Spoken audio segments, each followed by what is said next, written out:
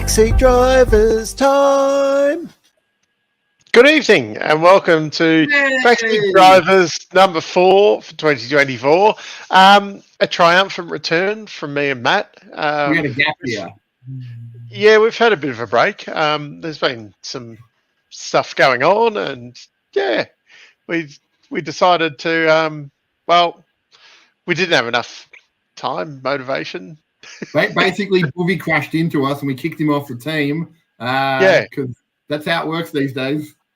Yeah, that's it. And Rob's decided he couldn't hack it on the mainland and moved to Tasmania. Yep. I'm sure I had some other jokes written down about why they couldn't be here, but I seem to have lost those in the gap that we've had between drinks. So anyway, it's been a while. Been a blast. What was going to be a couple of weeks off turned into 3 months or something. I mean, nothing major happened. It's not like, Lance Stroll continued to show why everyone hates him. Silly seasons can start a bit early. Lance Stroll again showed us why nobody likes him, and he needs to leave. Yeah, it looks like in the merry-go-round, he's probably going to be okay this year. But Dave, the problem is he needs to leave because Yuki's going to get screwed over by Red Bull. And this is my prediction. Yuki's going to leave. Red Bull are going to screw over Lawson. Lawson's going to go find another team. Red Bull are going to do an Alpine and go, we're happy to sign Lawson. And then he'll respond with, I just spoke to my mate Oscar, and he said, this is how you write it. Basically, no, I told you if you didn't give me a seat, I was going to leave. I've left now and joined, I don't know, Alpine, because that'd be hilarious. And then Red Bull will be left with a spare seat, and they'll be like, hey, Dan, do you have any friends? Do you want to bring someone along? I still feel like Dan will get out of this. My prediction is Dan will still be at Toro Rosso next year. I don't think Yuki gets screwed because at the moment Yuki's probably the number 2 free agent. Like, as much as I think he's probably slightly more in demand than what Ocon is. Obviously, Sainz is number 1 choice for. It seems to be between Williams and Audi now to get Sainz. Why would you go Williams though? Because you've probably got more chance of immediate success, and Mercedes is singing and dancing that their engine is going to be once again a world beater in 2026. No. So you're then aligning yourself, but and I think they're probably making a lot of noise to still trying to entice Max across. Obviously they got Kimi there as the backup plan, but I think if you're taking your chances, like Audi's very much an unknown, and that could be 4 or 5 years by the time it's competitive, which by that stage he's starting to get right towards the end of his career, and they're probably looking for that next person. So you put all the work in and never kind of get the fruits of that project, whereas Williams has the potential to actually step up quicker. And you've probably also got the option with Williams of doing, say, even a 2-year contract. And then you are open. Yeah, well, you are then open when the market moves again. Like, Lewis has only got a 2-year contract with Ferrari. So you never know. That door may reopen in 2 years' time or something. Whereas Audi is probably trying to lock him in more for like a 3 to 5 year contract, I'd imagine. It will be bigger payday, but you're then stuck there if the project doesn't work. Whereas Williams, you're only there for a period, potentially, of it not working, and you are open more to move in the next merry-go-round. How long do you see Williams being the super spreadsheet team? Because it sounds like they have a lot of work ahead of them. Yeah, but they also know where they need to improve too. Whereas Sauber's just kind of it seems to be a bit directionless at the moment. Everything about Sauber seems very forgettable. They have the only thing I know of Sauber is the other Australian. And like I can't remember any time they've finished higher than I don't know, double digits. I couldn't tell you the last time they got points. They are the only pointless team this year. That's why I can't remember, Dave, because they've never done it. Yeah, so at the start of the year, they were looking half competitive, like not brilliant, but they were definitely in that conversation of, potentially the one to score points. But they had all those problems in the pit stops. So Bottas, Max was having like a 2.5 second pit stop, Bottas's were like 55 seconds, which kind of screws your race, especially in the midfield there. You can't just give away that kind of time in the pits.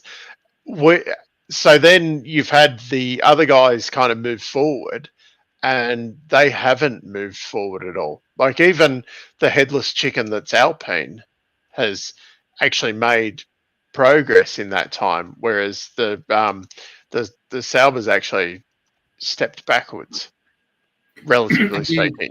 Everything about Sauber, I think I read on the internet, Sauber should just sell to Mario. I think that would be hilarious. No, well, obviously Audi's taking Sauber. But they should have just sold to Super Mario. One of the other lower teams can sell, and then just have Mario walk around, clearly knowing that he's not welcome there, and just constantly create a ruckus. And it'd be even funnier if he scored points. Or even better yet, he got on a podium and one of those FIA officials or whoever Liberty Media, that don't like him, would have to hand him a trophy and look like they care. What's funny when you mention that though now, because that was a few years ago that they were in line to buy Sauber, that could have been done back then, and we could actually be seeing the improvements already on that program, because it's not like they've got a bad, like they would have say continued with the Ferrari engine if they'd gone down that path of buying Sauber. And then with the investment that would have come in by now, there would actually be, some improvements there. Like they could be a lot more legitimate team already. It just seems very weird. Like most sports that I follow over time expand. They add more teams. Yeah. They, especially when you've got things like, I'm not going to say the sport, but there's now a team where Rob lives in Tasmania, which will start up in a couple of years. So that's actually happening, is it? Just on the side note. Okay. Yeah, that's actually happening. Yep. And because mainly a lot of people have said, it'd be great if we had a team that represented us. Yeah. And if you had an American team that represented, to a degree, America, you've already got 3 races in America. You've got an American driver. 4? 5. 6. Mexico and Canada. And Brazil. And Brazil. if you count all of those, you've got an American driver. Are we only talking about the US of A as America? Not the hat. not the whole of America, just the... Not the hat. No, just the middle bit. The meat bit, not the 2 pieces of bread. Yeah. But it just boggles my mind that, like, you're clearly trying to win the American market. If you've gone on a tirade, just going like, nah, we don't want we want an American team. You just have to buy it in some other way. And then they created all these hurdles oh, you need $100 million. He's like, all right, here you go. No, I change your plan. It's 200. All right, here's 200. No, you got to wear red shoes when you go. Fine, here are my red shoes that I'll wear. Your team's got to be pink. Just give me the team. I'll paint it whatever stupid color you need.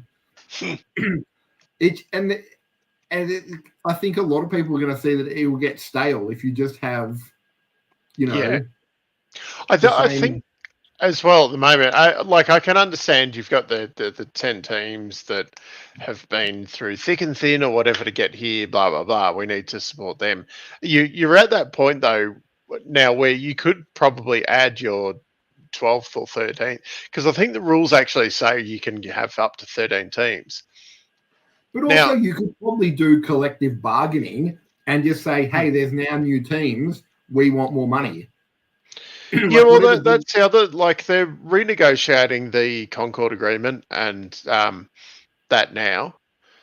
So you renegotiate it so that the 13 teams get the prize money, or even have it the system the way it is at the moment. And if the current teams are that good, well, they still get the prize money because they beat your Andretti, Roden. I'm trying to think who else, your hippie Jacques Villeneuve team or whatever it was. Craig Pollock. Jacques Villeneuve wasn't involved. It's Craig Pollock. Just one of those random, big W Franklin's type team. Yeah. I think you just say, look, because then you could just make it that, when Red Bull maybe not win this year because, I think, I think overall, and we'll go back onto more normal tracks as well. And Max will be hard to beat overall. You reckon Max is just having a mid-season break like we were? Actually, when we weren't here, Max lost races. We're back on. Max is going to win in Canada. Yeah. I'm calling it now. Even though I've also made the claim this year, just so it's on record, that there will be a McLaren 1-2 this year. I don't know when. I've got, 10 more races for it to come through? Oh, there's more than 10, I think. Oh, wait, there is 2. I was going to say we're not. We're only about 6 rounds into the championship or something, aren't we? There's 37 races. My prediction has clearly come through. Yeah. I think it's time that it's been a while. I should make a bunch of outrageous claims. Just get them through. Here's a few. Dan's going to get more points. Dan will go. Well, actually, Dan will score a couple more points. Oh, yeah. They just need to get off the start line. Yeah, they're ridiculous. Once he learns to qualify and gets off the start line, he's set. Right-hand side. You've got to... Yeah, just punch it off the line. Also, did you? What? I watched Monaco, and it was like a ticker tape parade. Everyone just went around and nothing changed. Now, I'll be honest. With the rain delay at the 500, I'd got up at whatever stupid o'clock it was, and they were just starting to do the America stuff, like the national anthem and all that. That went forever. So I was like, I can watch the start of the Grand Prix. So I chucked on Monaco. Obviously, Magnussen and Perez had their disagreement on how much track each of them needed. How much track do you need? And then skip through that got the first 10 laps in and kind of went, okay, the 500 is probably about ready to rock and roll. Flicked back over to Stan, and we were they were firing up the engines. So I'm like, perfect timing. I never actually then went back to watch the rest of the Grand Prix. I have listened to some podcasts and whatever about it, so I know what's happened. I'd imagine if you were watching it live as a live event, probably not too bad to watch. trying to watch it now, knowing the result and knowing that essentially nothing happens. Yeah, like even the Lewis Max doing a pit stop towards the end, I'd imagine that would have put in a bit of spice right near the end for about 30 seconds. But yeah, Max cracking it was pretty good because I don't think he's ever been in that position for a while where it's not like, I'm in the front, no one's here. Might have a pit stop, might have a wave to the crowd. You know, it was like, what is this? There's cars behind me and there's cars in front of me, and it's not Checo. So, like, I can't call in a team order and just make the 5 cars in front of me, you know, disappear. There's other cars. I don't like this. So at the end, I'm going to act like a small child and go, it was really boring. I should have just stayed at home and played on my simulator and cracked it at a 13-year-old online. It's funny with that as well. Like, that sounded a lot like Lewis's, Max is only winning because he's got the best car. Monaco's boring because I didn't win. Why can't I win? It just, every time I watch it, I forget that these are not, I'm going to say, normal people. These are essentially children who have been told that they are number one, they can achieve anything. You know, you are the best driver. You know, don't listen to that naughty Lewis. You're the best. He's like, thanks, Dad. You know, now I'm going to go punch someone and leave some people in car parks, but don't listen to that, Lewis. You are the best. And if you ever lose, it's never your fault. It's everyone else has stopped you from achieving your goals. And then when you get to the press conference, don't be humble. Don't tell people, well done. You know, it was a good race by Leclerc. He did very well. It's nice to see him win in his hometown. Everything sucks. I'm going home. Where's my jet? This sucks. I want to go on my simulator. You know, F1's gotten boring now that I don't dominate every race. I'm not even going to. I don't think that. Joss is living vicariously through Max at this point, and I think right now, not winning, Josh probably left halfway through. I reckon he's probably just like, don't even know why I'm here. They've already done a pit stop. I don't even need to yell at anyone anymore. I'm going back to my room. If Max wins, I might give him a hug. Otherwise, I'm just going to be upstairs. I got hotel services. I'll be fine. I did like it how all the regular people who normally win got annoyed. And even George had the nerve to like laugh along with Max's jokes about it being a boring race. I'm like, George, you're a 14-year-old child, you know. Yeah. Settle down. George is an interesting one this year as well, because it's not like he's really beating Lewis, like. No, but he's got that confidence that knowing that next year he might be the number one driver. Might be. And that's the problem. Like the new hot shoe coming in. I don't think he will be.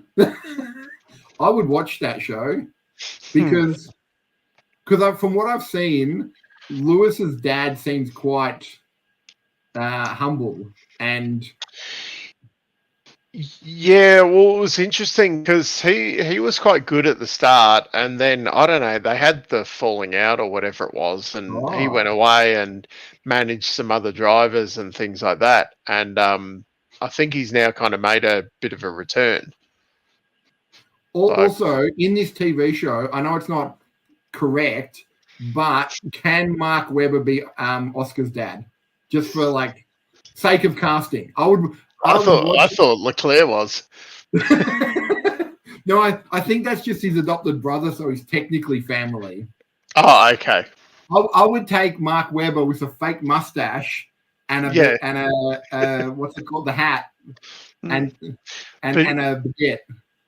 But we don't want to lose Piastri's mum off Twitter. No. Well, it would be her. It'd be her and Mark Webber. The dad would be like an uncle. He'd still be in the show, but I want Mark Webber with a fake French accent, like Jeremy Clarkson on Top Gear. Because I don't know if you ever saw Mark Webber with the launch of the new Porsche 911. Yeah, I think so. He had to do some acting with a motoring journalist, and the motoring journalist was like, "Oh, I've got this new car. Let's see how it goes against Mark Webber. I'm going to easily beat him. Let's forget the fact that he's driven F1 endurance cars and he's just generally a better driver than me." And then Mark's going to be like, "Oh, that car's got the beans. You're really quick." And he's like, "Yeah, it's all me." And then they switch cars and Mark destroys him. And he's like, "Oh, maybe I'm not really as good as Aussie Mark Webber." And everyone's like, No, you're not. He's got a bit of an advantage. Yeah. I think I like this idea of TV. My favorite dads would be we'll call it Team Alpine dads, because I can imagine them fighting along with their sons at the same time, or get along really well. Yeah, it's funny. You don't see that many kind of parents or even like the partners and things like that. Seems to have gone like. No, they did. Yeah, they were cutting to. It was Leclerc's girlfriend a lot, wasn't it? And Albon's girlfriend, the golfer. She was. Oh yeah. I think that's partially because I think she's actually quite a high level. She's a very good. Yeah. She's a very good golfer. That was probably a bit Instagram model. Yeah, the celebrityness of it or whatever. Whereas in the old days, we used to cut to, I remember a lot of the time, Jenson Button's dad, they'd cut to like Lewis's dad when he was first there and things like that. And now they cut to Josh when he stares at people, especially whoever won. Yeah. Well, he seems to be the only one that's around nowadays. I can't really. Yeah. But like you have the odd race where, Mexico or whatever, they'll have Checo Perez's family or whatever and have like 42 people in the back of the Red Bull pits and things like that. And even Dan doesn't bring his family along to Albert Park. No, I'm trying. I can't remember Webber. The only time I remember Webber is when he had his girlfriend, now wife. She was like the publicist, wasn't she? Yeah, you used to see Anne every now and again, and his dad, I think you'd see like at Albert Park every now and again, or you maybe think once they get to a certain age, it's like, Dad, you can't come along now. I want to hang out with my. Yeah, well, I mean, it's not like I invite my parents to work. Yeah, look, I mean, I had my parents for a while when we worked from home, and while we were selling a house, I had to. It was bring your dad to work day.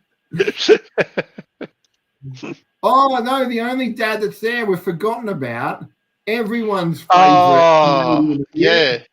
How could I forget about Big Head? I don't know if you saw, Dave, there was a video that's going around now that's aged like milk in the sun, Dave. It's basically a Canadian man. He's being interviewed about how racing works. And he's like, we have a super license. It's to stop all the rich people and people who don't deserve to be there from getting into the F1. Who's the man that said this profound sentence? Was it Max Verstappen? Was it Lewis Hamilton? Who have both clearly worked their way up to the top. No, it's F1's nepotism's number one baby boy, idiot Lance Stroll, who just... I'm trying to read... What was he referencing on that? Why was that brought up? Because they asked about how the super license and all of them work, and he basically just said, "Yeah, it's to stop. You can't. They don't want like the old Dave's dad's got $1 million. He's just going to buy a team, and then he'll join the team where someone like, me. But if you have $1 billion, well, and I tell you what, I didn't realize what made it worse is when he was in F3, his dad bought the team, and it was basically, now Matt, I know you're the better driver, but you can't overtake Lance. Also, Lance's dad has invested money into an F1 team, and we can't prove it, but maybe some of the F1 stuff is trickling down into Lance's car. Again, can't prove it, but there's a lot going on for him where basically don't overtake him, and if you have a massive crash, it's always your fault. Even if he rams you from behind, you did something, you broke too early, or you should have checked your mirrors. Everybody knows that. And if you see him in the mirrors, move out of the way. And if it means going into the grass, well, that's racing. And I think the thing that annoyed me the most is, as they've pointed out, and they showed it using like Dan as an example, Dan ran into the back of, I think it was George or one of the Mercedes cars. And at first Dan was like, no, it wasn't my fault. He saw the footage and he's like, yeah, that was my fault. Yep, I did that. Yeah. That was me. And he's gone up and apologized. And they've shown like pretty much every driver do the same thing. It was like, nah, it wasn't my fault. Dave cut him when he shouldn't have. I've looked at the footage and gone, oh, that doesn't look good. Yeah, that was probably me. I might go over see how Dave is and apologize. Dave will be angry, but he'll be like, you know what? You showed they went up to Lance like 800 times. Like, hey Lance, anything to say? Yeah, some idiot hit me. You sure you want to say something else? Yeah, I was driving and then I got hit. By what? I don't know. Some idiot. He just broke in front of me. When he's going around a corner, yep. You don't want to change any of this. Well, on TV, live TV, I'll give you another chance. I'll delete this footage. No, I'm completely in the right. Everything I do is correct. I don't know why people are getting annoyed at me. I don't even know why the happiest man on the F1 circuit swore on live TV for the only time that he's ever done it. But you know what? I feel like I've done well. He's I would have hated to be Alonso that night, because you'd have to walk in and go, hey buddy, hey, it's warm in here. I wish I had a wife and kid that was ringing me right now, because I don't want to be here. You know what? Who is it? My make-believe wife. I've got to go. I don't want to be in this situation. Because his dad would have to come in as well and be like, hey, Lance, tough break on that racing incident. Yeah. And then he has to come out and defend his son, because this is all his fault. Like, he's basically told the team, you don't have two drivers, you've got one. One of them's, I want a championship team, but you can only win the championship team if you do a Max Verstappen and just win every race and just, carry the team to victory, because my idiot son, he's not getting you enough points. He's like, even if you went back to the 1960s where you got like 4 points for a win, he's still not winning with the amount of 2024 points that he's bringing to this team. And you just sit there and you have to be like, hey, Lawrence, any plans for 2025? I mean, I've got this driver, Mr. Pencil. He's not an idiot. He's not your son, though. No, my boy Lance, he'll get good. He'll be a world champion one day. He tells me he's really good in F1 24 on the PlayStation. He turns the difficulty all the way down and he removes all the AI cards. It's him and Logan Sargent. And even then, he doesn't always beat him. He's got that stupid smug face too. Where like he's never in the wrong. Yeah. And as much as I like giving crap to Lewis Hamilton, when he crashed into George, and he he's like, nah, not my fault. And again, looked at the footage and went, you know what? Might be. Yeah, might be my fault. Hmm. And I think that's why also I like Logan Sargent has gone up in my ranks, because I think that the worst, even worse than just having your car plowed in by a stupid Canadian, is having your teammate break a car and then going, "Hey Logan, this is awkward. I know you come all the way down to Melbourne and it's a lovely place. Albert Park's a beautiful track. I'm fully aware. I know this is like one of your first or second times driving. I got some awkward news for you. We're gonna have to take the seat out." It's just, and the thing is, when they interviewed him, he actually came across as quite, like I was like I said, I normally am always there to have a laugh at Mr. What's a kilometer, but I was very impressed by his. I would put him in the green team before Lance could go in.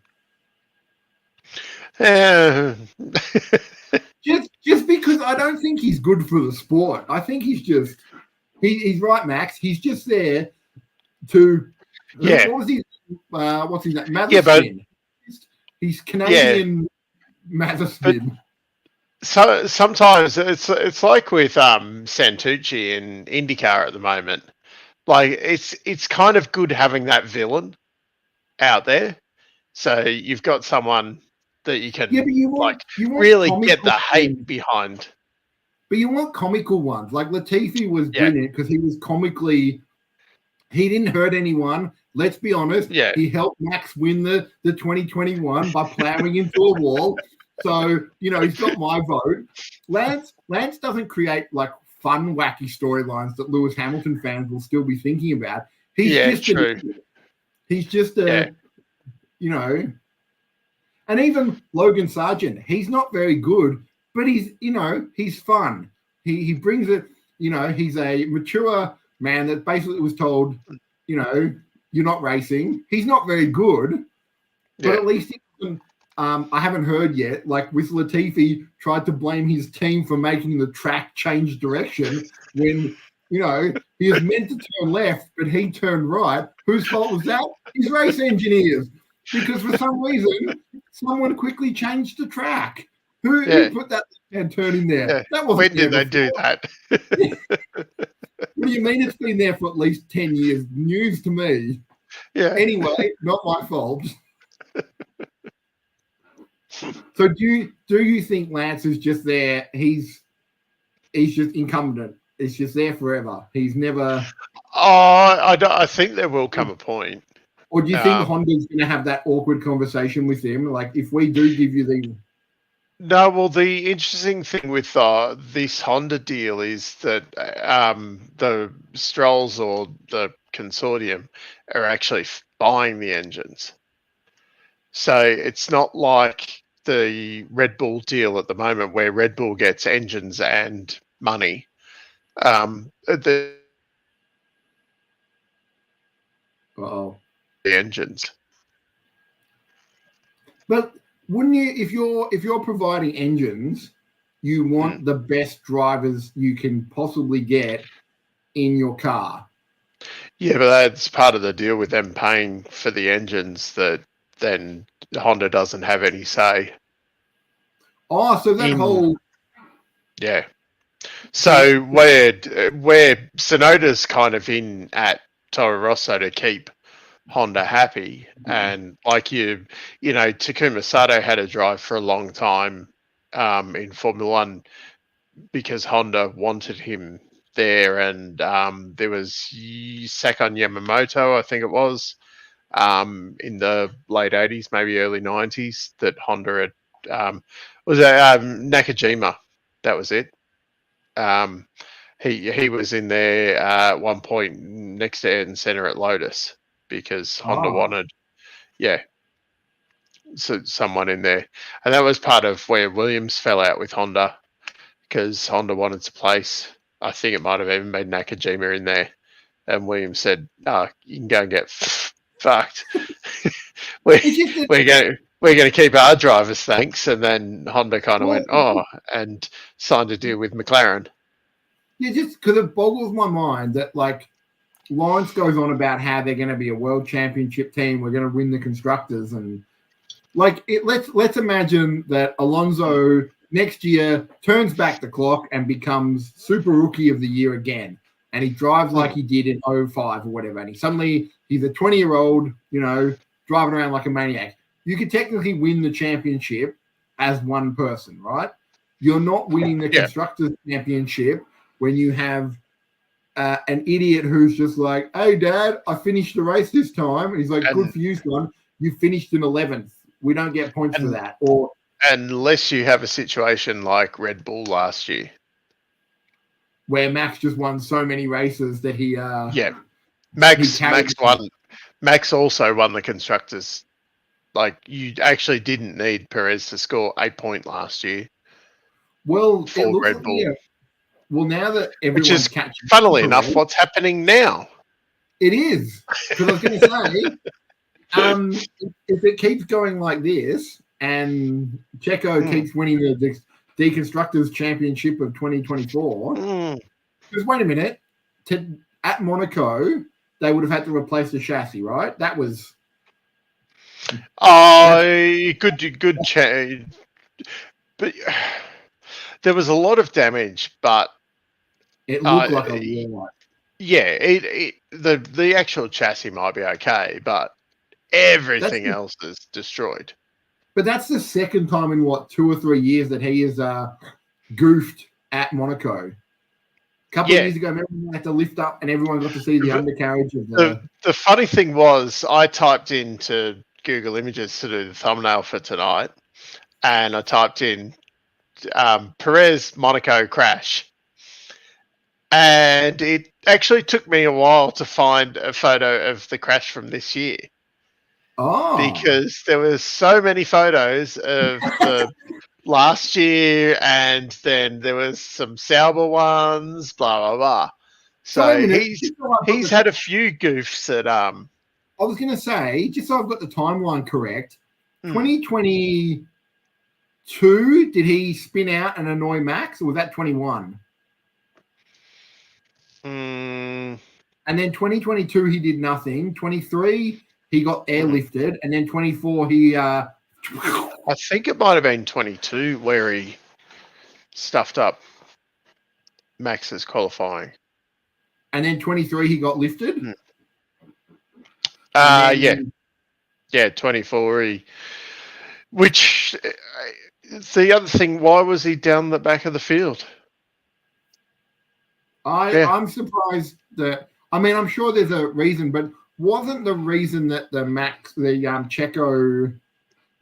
Yeah, I don't understand how... I thought the thing that was holding up his contract was they were only going to give him a 1-year deal, and then I would have thought getting absolutely plowed into a fence and then finishing 8th the week before and then 4th isn't good to support your teammate and team who want to get constructors and championships.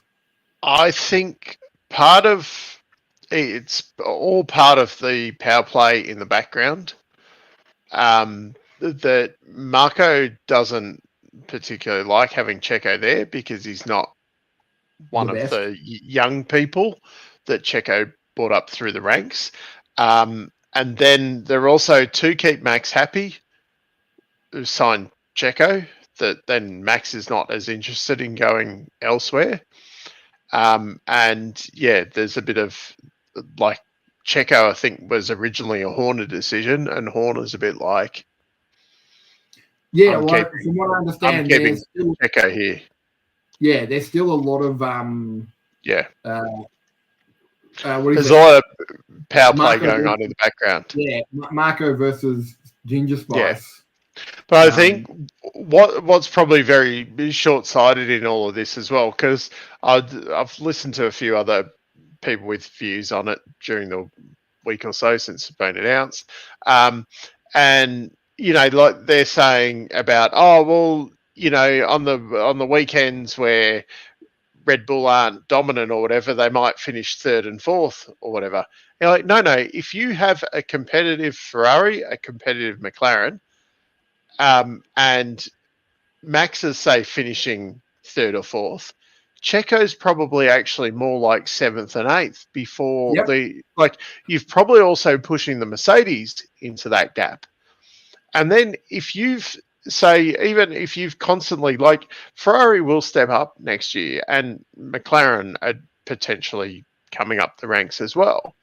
Like, you've got 4 very, very solid drivers there in those 2 teams. Plus, if you get Kimi Antonelli in there, if he is the second coming of Max, like, he'll be in that gap. And then you've also got, like, the Toro Rossos as well, which they're going to make a step up next year. So you've potentially got Dan and Lawson in front of Checo as well. Yeah, which makes them it makes a massive difference. Like, then Max is nearly then relying on help from the 2 Toro Rossos rather than his teammate. If where you're trying to battle up the front. Yeah, I think Dan not getting positions probably didn't help him. But I would imagine in 2 years' time, they'll let go of Checo. Lawson will probably get the Red Bull seat because he'll be young and and it just depends on where Horner because I'm assuming over time Horner and Marco will not be together forever. No, I think Marco will be the one that gets shuffled out because he hasn't got the protection of Dietrich anymore. And it's getting to that point where you can't have people in these teams that just shoot from the hip without thinking about the consequences of their comments, which in a way it sucks, but in a few years' time, like, he'll get worse as he gets older. The dumb stuff he says, and it'll get to the point where they can't afford to have him around. And the same thing would have happened with Niki Lauda. He was going a similar route, and you're not going to be able to have these people around just because the PC police will come in and stop it all. And I'm not saying that's the right thing, but that's the way we're going. I also think that he will say something that probably not even PC, but it's just off color, and Red Bull will have to be where his views on this minority or this female or whatever do not reflect the views of Red Bull. But it's even like at the start with the COVID thing, and at the start of it, we didn't know how serious it was, blah, blah, blah.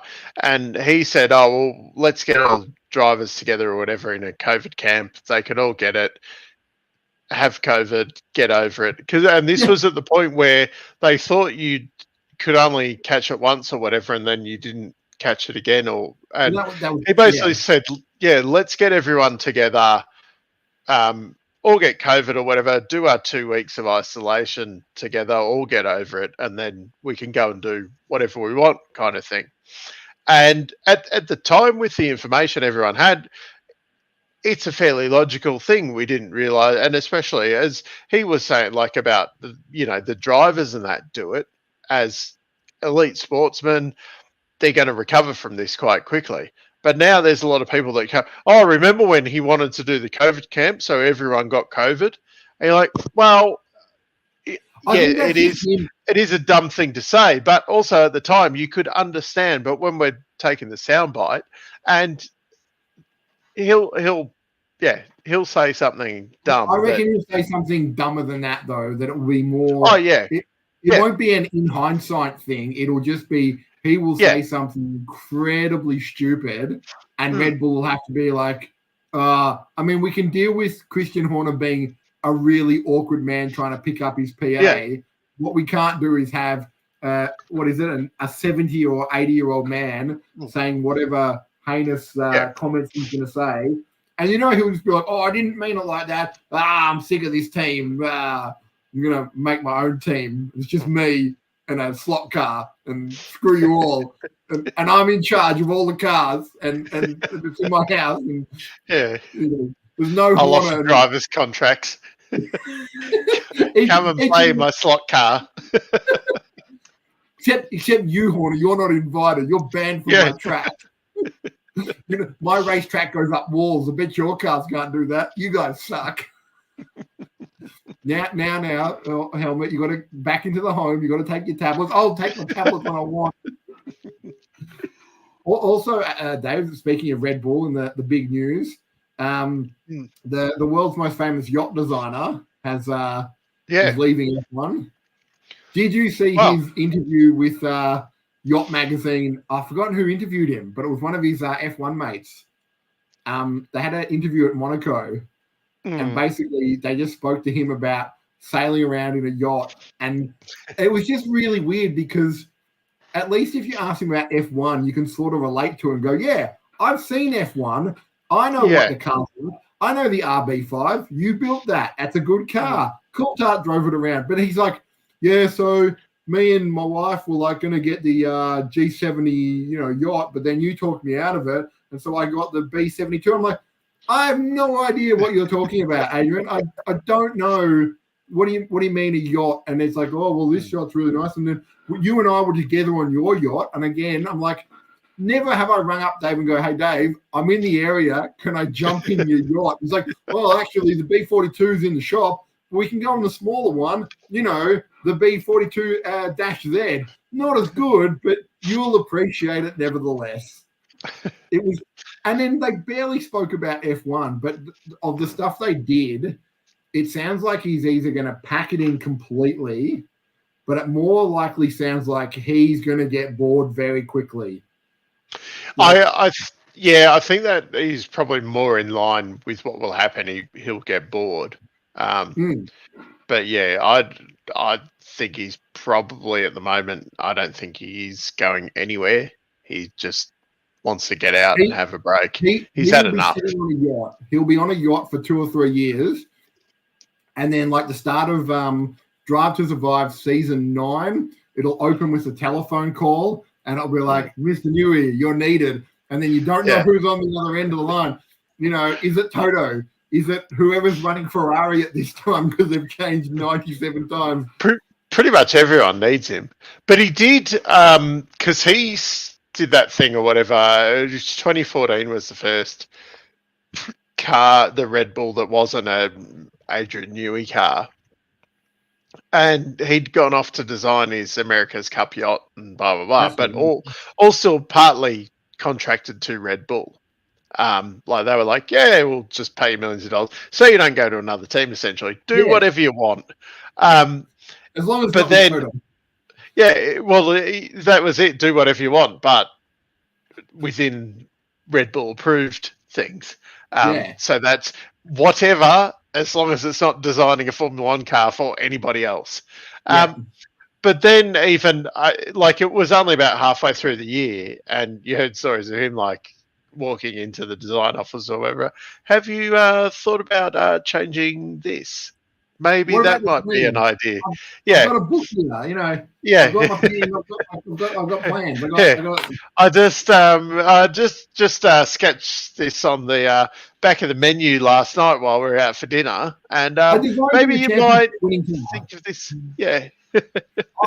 I reckon he'll be on gardening, because he has to be on gardening leave for what, at least a year? No, well, I think part of the get out or whatever is that he's now available. He's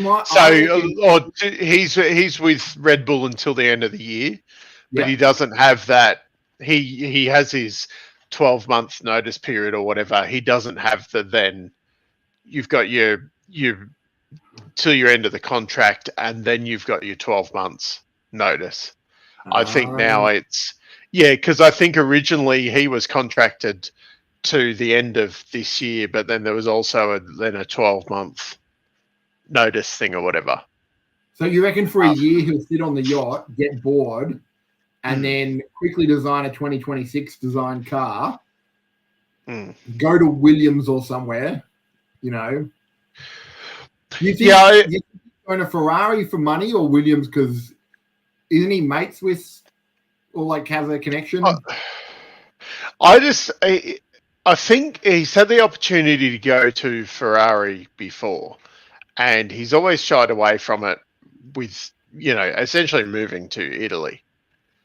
And I don't think he's the kind of, like, even Ferrari going. I did hear that Ferrari had offered him, like, you are the Ferrari designer kind of thing, like everything. Would The Ferrari Formula One, well, to get him at the team potentially. So he was just. It was sort of like there's no committee kind of thing. It was just like you design us stuff, and then you do the aerodynamics. You'll hand it to us. We'll do it.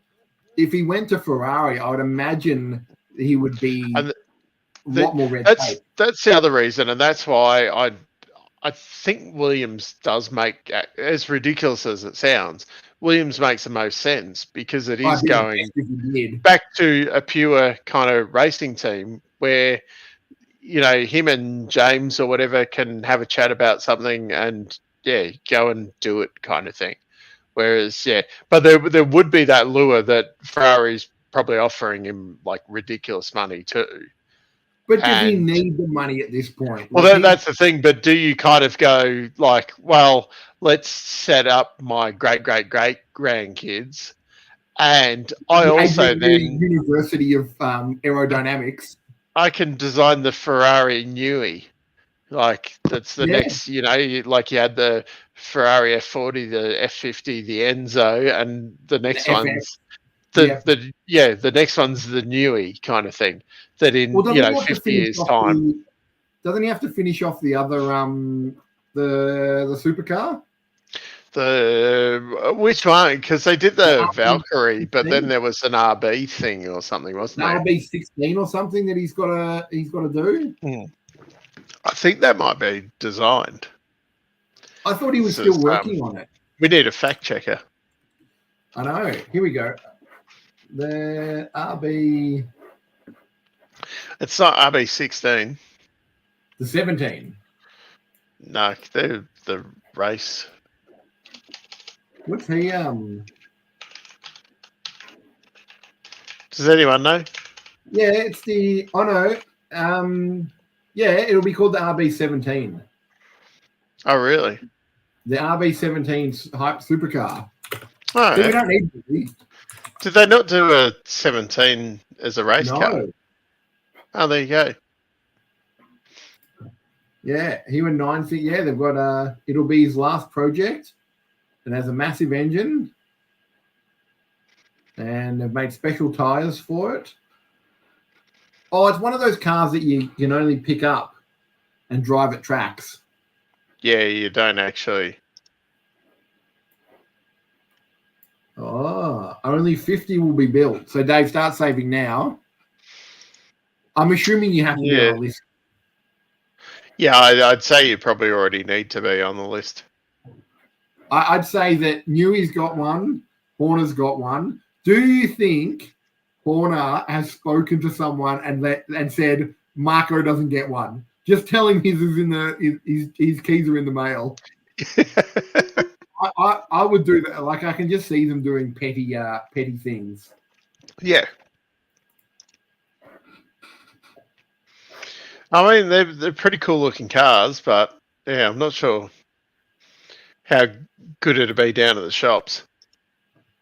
Yeah, I might stick to the Mazda just because I could probably hold a bit more shopping. That's just me, Yeah. Also, the Mazda's paid off. I don't think I could ever pay off this RB17. What is it? $5 million? 5 million. I believe that's the rough price. Yeah, that's that could buy me a lot of houses. $6.2 million. Okay. You know what, Dave? We'll keep an eye out on carsales.com.au. See if we can pick up a second-hand one. Yeah. You reckon they lose value quickly? Like, is it? Not in this day and age, unfortunately. And I was going to say, there's probably very little chance of us getting it for cheap. Hmm. Oh, Actually, Boogie, I haven't done that for a while on car sales. We just look up, like Ferraris or something like that. and just find out how much they are. Yeah, well, you just go like cheapest to. Well, that's the other thing that I've got to ask your adoring crowd, Dave. And I don't know if you've watched it, but Top Gear Australia has begun airing on these shores again. Have you watched any of it, Dave?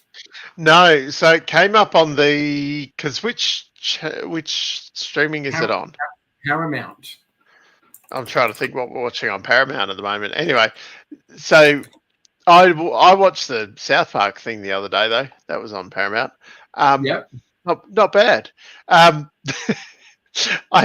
We were for whatever we were watching at the moment. And yeah, my wife goes to me, "Oh, Top Gear Australia. Do we have to watch that?" And I'm like, "No. Matt's already watched it and decided it's not worth." It is the most. So you remember, Dave, the early seasons of Top Gear, right? So we had season 1 where you didn't have James May, and then they had the guy that was doing the second. And even in season 2 and 3, they weren't best mates, but you could tell that there was they had fun together, right? Yeah. And then about season 5 or 6, I remember because that's when I had my first job. You watch it and you could tell that they're becoming friends. The problem I think that all these Top Gear episodes make is unless you've known these people for 20 years and then you're making a movie together, you can't film it and be like, hey, it's Matt, Dave, and Boovie. Oh, look at these guys. They've known each other for like 40 minutes since they came onto the set, but let's pretend that they're all super mates.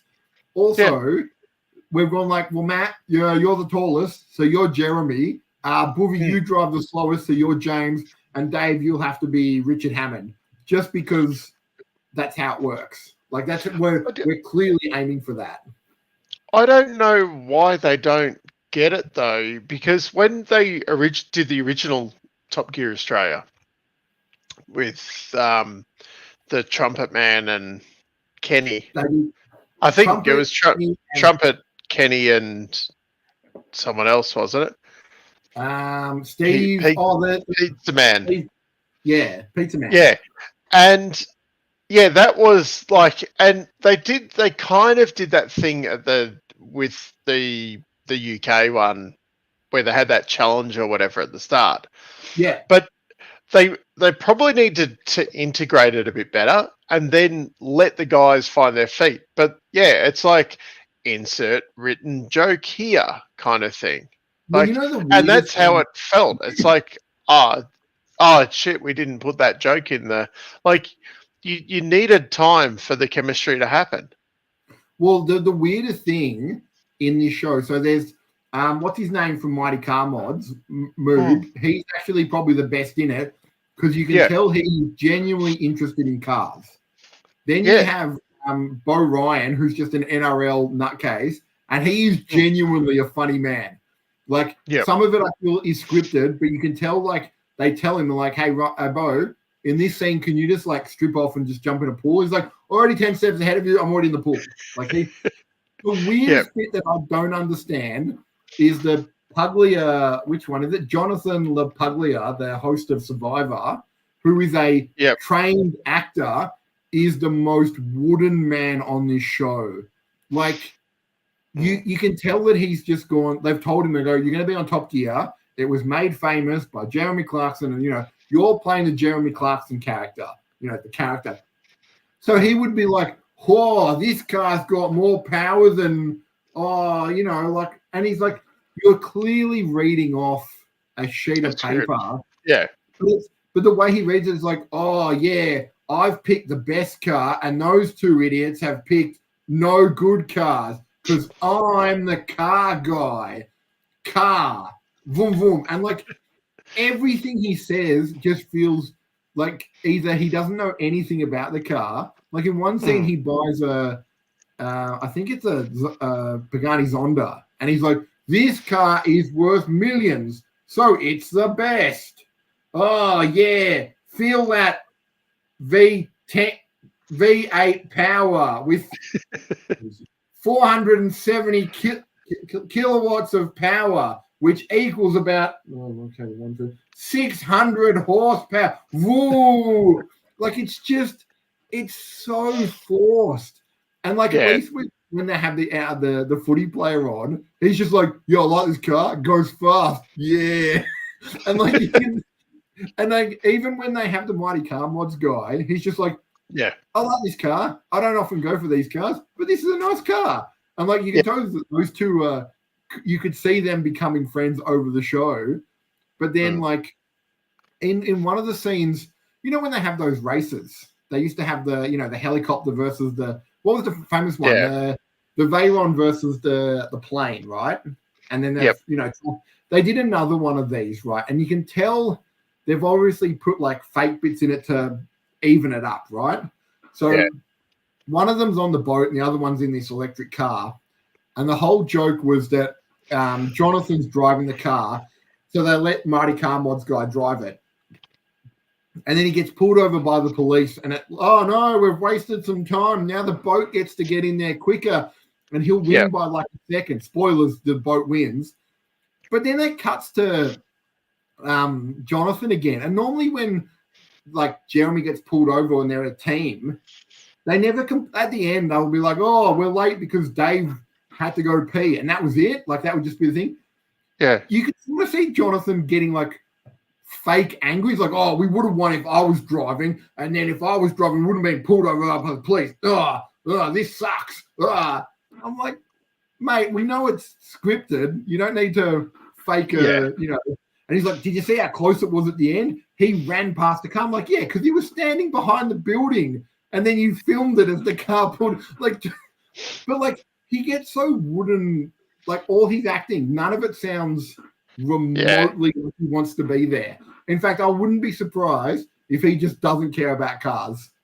Yeah. And it was just a pure acting job. Yeah, it's just like you're just an acting gig. Whereas the other two, I genuinely feel like they're like, well, one of them, obviously, he's got a YouTube channel, enjoying cars. Been quite successful with Yeah. And then the Bo Ryan guy, they're like, you get to go to Italy. He's like, done. I don't even care what I'm doing. Sign me up. And he basically drives through Italy and he's like, yeah, do you want an autograph? Yeah, no, I used to play NRL. And like, you can tell him no one knew who he was. And like, so he does like a lot of setup stuff. And like, obviously they've set up the gags, but I think he does very well because he's like, I'll just park the car. And then like the police show up and he's like, oh, this hasn't worked out as well as I thought. I have to leave now. But I feel like there's probably a new episode that I need to watch, and I'm just gonna do a service for everyone. I will watch it, and then I'll give you my review. Dave, perfect. Remember when you used to get Top Gear and you'd watch it in one sitting, and you were so excited because there's a new Top Gear.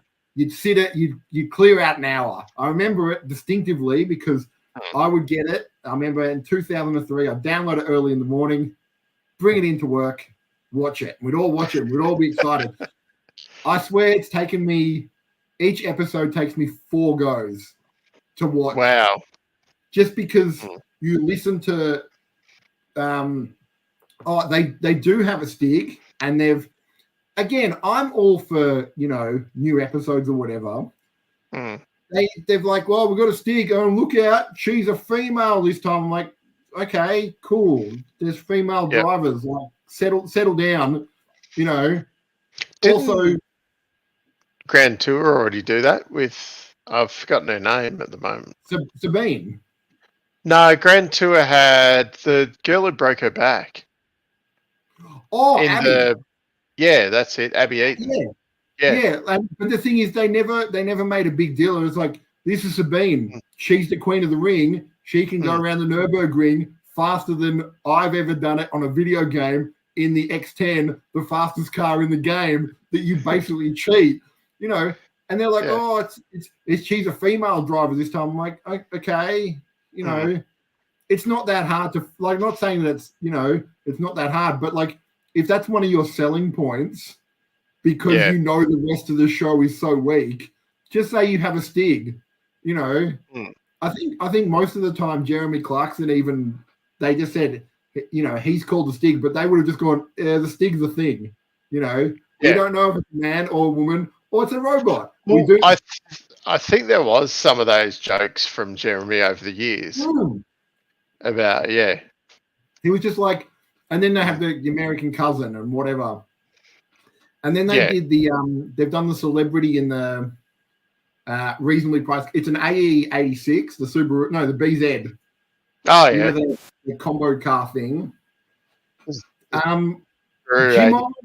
Jim Owen was one celebrity. Yeah. There were 4 others.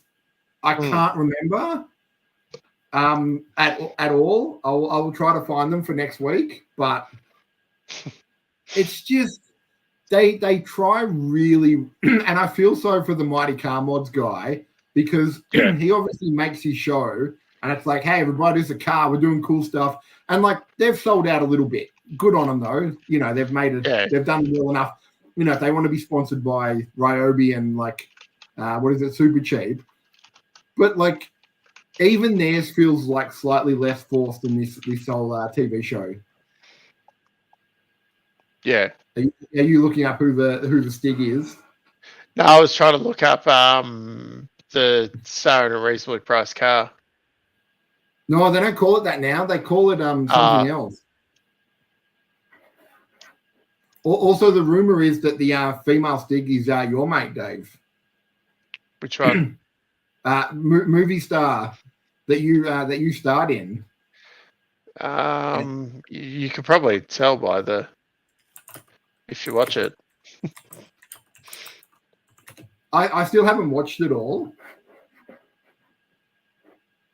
Oh, they're saying is it Abby Eaton? Has she yeah, I think that I don't think they've filled in on Wiki the star yet.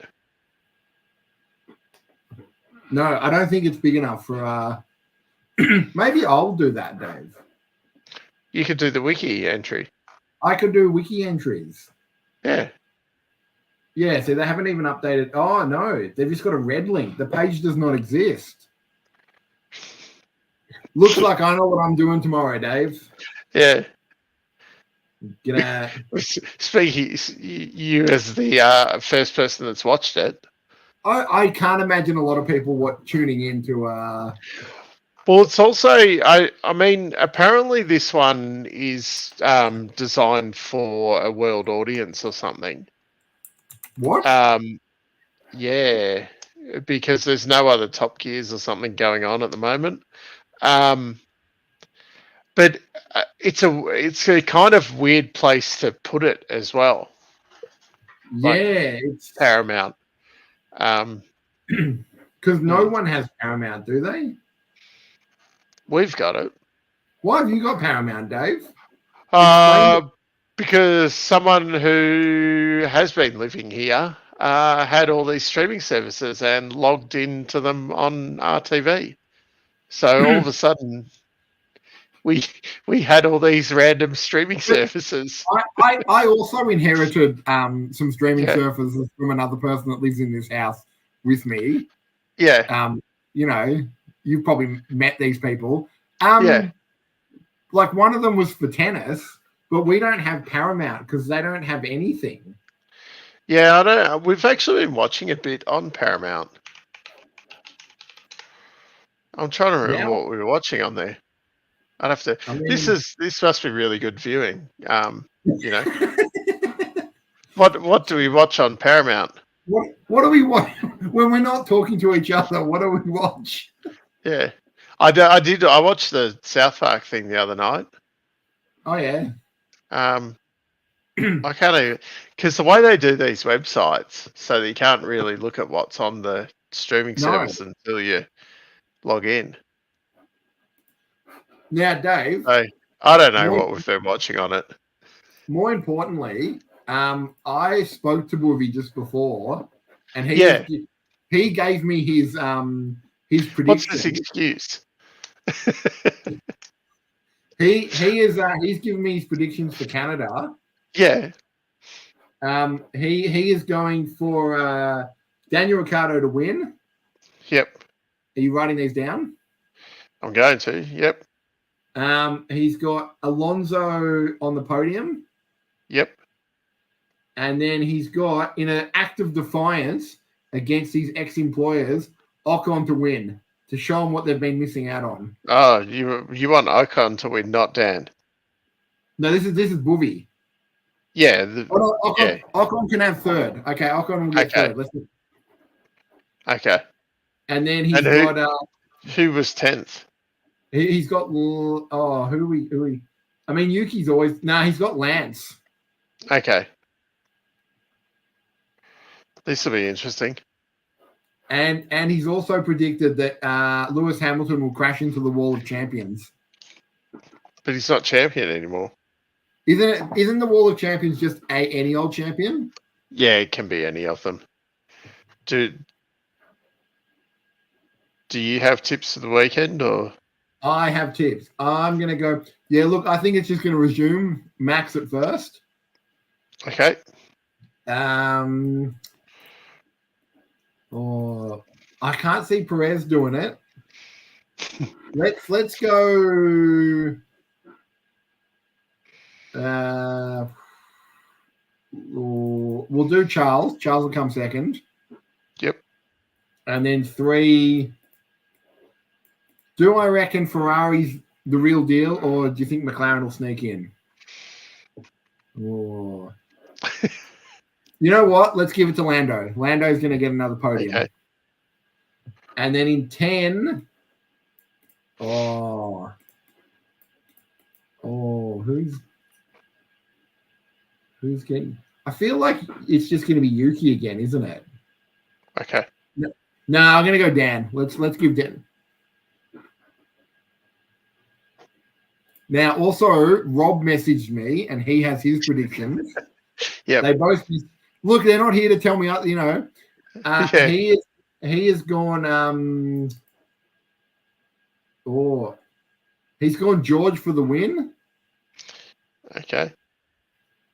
And then I think he wants Oscar a second. Yep. And then Yuki finally gets a podium. Yep. And he's got Hulkenberg getting 10.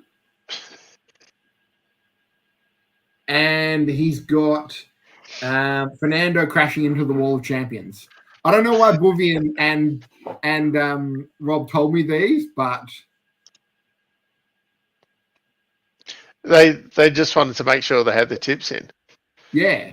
Does that mean I have to tip something? I feel like you have to tip something. Okay. I'll go Max as well, because that's boring. Yeah. And then I reckon I'm going to go Norris. Ooh. And Piastri. Now, Dave, I just had a quick look.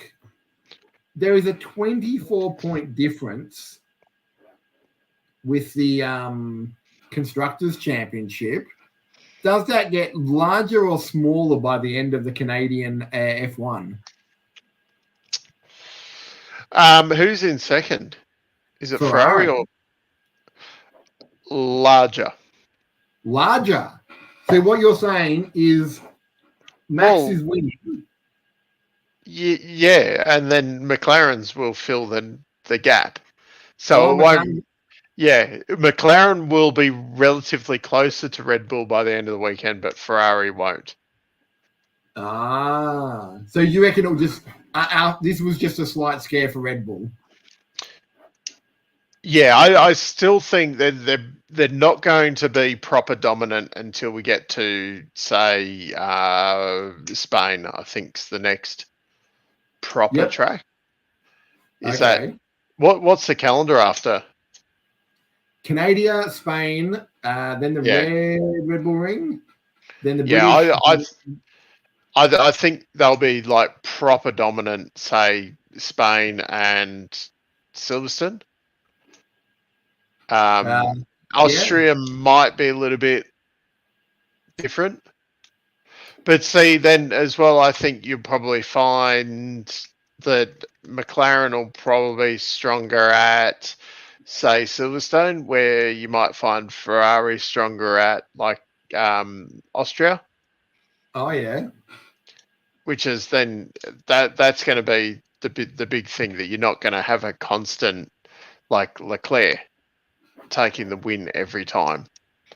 That you might have, Norris taking some wins in there. You might have Piastri taking some wins, Sainz, and really the Mercedes isn't that far. They could sneak a good result somewhere. Okay, here's the thing, Dave. We've currently got 1, 2, 3, 4 different winners this year. Yep. Do we get more? Well, we haven't. Checo hasn't won yet, has he? Checo hasn't won. Oscar hasn't won. And he's not going to. I think Checo won't. I think we'll probably get 2 more winners. Do you want to tell us who they are? Or are we just going to say 2 winners? Oscar will be 1. Yep, I'll go with that. And I think the other one will be, it'll be a surprise result, probably more than likely a Mercedes driver, but a Toro Rosso. A Toro Rosso winner. There'll be a freak. Like, do you think Monza or something, and Dan or Yuki, like something weird happens with safety cars, like if it's Yuki, Gasly win, Rob will come on just very, very hungover? Oh yeah, he'll still be hungover on Thursday night. He'll still be hungover from the Sunday night. That's what I thought. And if it's Dan, obviously we have a party and we deliver cheeseburgers to everybody. Yeah. Yeah. I'll make that promise. Even people who don't know who Dan is. Yep. Just random cheeseburgers turning up everywhere. I'm just going to call it now. If Dan wins a race this year, Dave, your current viewers, they send you an address and we Uber them cheeseburgers that night. we all have cheeseburgers. You know the funny thing that we probably don't take enough advantage of, probably because we don't have enough money to do this kind of dumb shit. But like sending random Uber things to like random houses. I mean, I do that to you because I'm an idiot who thinks it's hilarious. Yeah, but I was going to send you something the other day, and then postage was going to kill me. So, and I'm like, it's not that funny.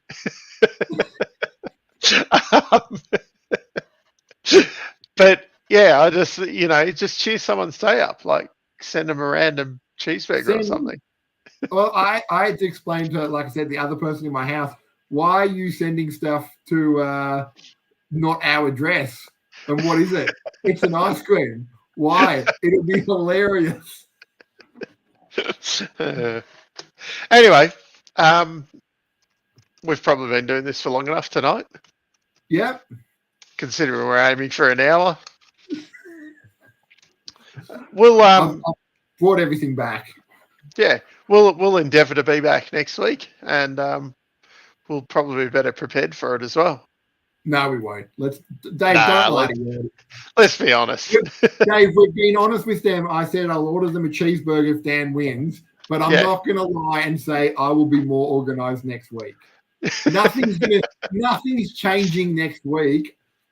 You know, what are you going to do differently, Dave, next week that makes you think you're going to have notes? Well, true. And on that note, you'll have written on your notes, Matt gets me cheeseburger if Dan wins. End of notes. Yeah, I should put that down on my because now. Yep. We'll have them, and I'll tipping. Cheeseburgers for all. Yeah. Matt, Cheeseburger. when Toro Rosso. No, just Dan. Yuki will work something else out. Something, Okay. Is it culturally insensitive if we send sushi? and you've just got to remember Rob's he's a veggie. He can have a veggie roll. Yeah. All right. I think we've done enough.